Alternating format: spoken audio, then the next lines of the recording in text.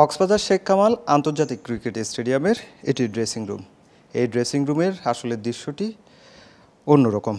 আমার ঠিক পেছনে যে এখানে পানির হাউস রয়েছে, সেই পানির হাউসের পাশাপাশি এখানে যে তার রয়েছে সেই সবগুলো কিন্তু ঝুলে রয়েছে। বিশেষ করে দেখা যাচ্ছে খুব ভয়াবহ অবস্থা। পানির যে হাউসগুলো রয়েছে পুরোটি নোংরা এবং ময়লা। বৈদ্যুতিক তারগুলো রয়েছে সেগুলো ঝুলে রয়েছে এবং তার পাশাপাশি এখানে যে ওয়াশরুম রয়েছে সেই ওয়াশরুম থেকে শুরু করে সব কিছু এখানে পরিত্যক্ত অবস্থায় রয়েছে। বিশেষ করে উপরে যে স্টেডিয়ামের যে গ্যালারি রয়েছে, গ্যালারির উপরে যে ছাউনি দেওয়া হয়েছে সেই ছাউনি ঠিক দেখতে পাবেন। এই যে বৈদ্যুতিক যে তারগুলো রয়েছে এবং পাইপগুলো রয়েছে সেগুলো আসলে পড়ে রয়েছে। ড্রেসিং রুমের খুব ভয়াবহ অবস্থা, যেটি অনেকটাই এখন পরিত্যক্ত। আর পাশাপাশি এখানে আমরা দেখতে পাচ্ছি যে বৈদ্যুতিক ভাল্বগুলো এখানে খুলে রাখা হয়েছে। এখানে অনেকগুলো ভাঙা এবং অনেক পানি, আসলে এখানে পানিও পড়ছে না।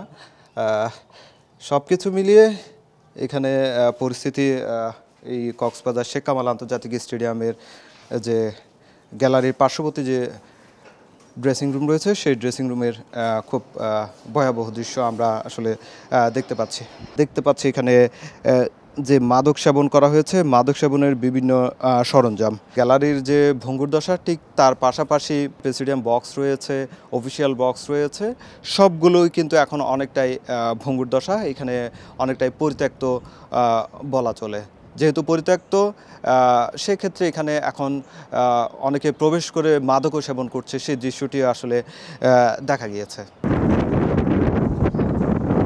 কক্সবাজারে এটাই প্রথম আন্তর্জাতিক ক্রিকেট ভেন্যু। প্রায় ৭,৮০০ দর্শক ধারণ ক্ষমতার স্টেডিয়ামটি। প্রয়াত শেখ কামালের নামে নামকরণের সিদ্ধান্ত নেয় বিসিবি। সাগর পার ঘেঁষে ৫১ একর জমিতে ২০ কোটি টাকা ব্যয়ে স্টেডিয়ামটি নির্মাণ করে বাংলাদেশ ক্রিকেট বোর্ড।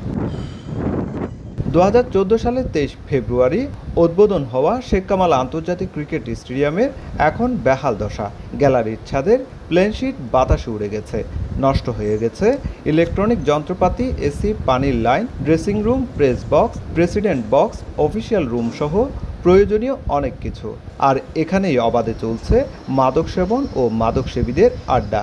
এসব কাজে জড়িত নিরাপত্তা রক্ষী ও মাঠকর্মীরা। এখানে সবাই জানে, কেউ মনে করেন কিছুই বলতেছে না।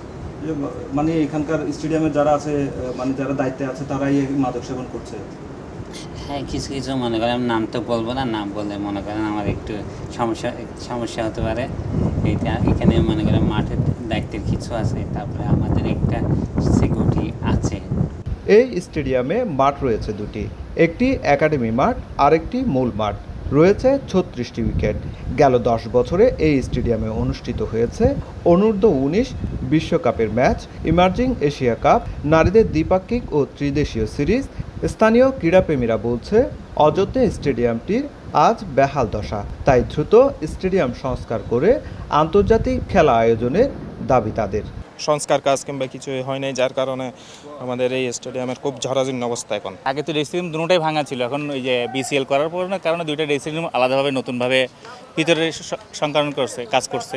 বাইরের অবস্থা খুব খারাপ। স্টেডিয়ামটি নিয়ে নানা পরিকল্পনার কথা জানিয়েছে বিসিবির পরিচালক। দুইটা মাঠ হবে, আরও দুটা মাঠ হবে যেখানে আমাদের ডোমেস্টিক খেলাগুলিও হতে পারবে। এইখানে জিম হবে, ইনডোর প্র্যাকটিস ফিল্ড হবে, আউটডোর প্র্যাকটিসের ব্যবস্থা থাকবে। আমাদের যেই গতিতে এগোনোর কথা ছিল সেইভাবে আমরা পারিনি। মাননীয় প্রেসিডেন্ট যে আছেন আমাদের, উনি এখন ক্রীড়ামন্ত্রীও, তো সেই হিসাবে তার উদ্যোগে এই জায়গাটায় শীঘ্রই হয়তো একটা কিছু করা সম্ভব হবে।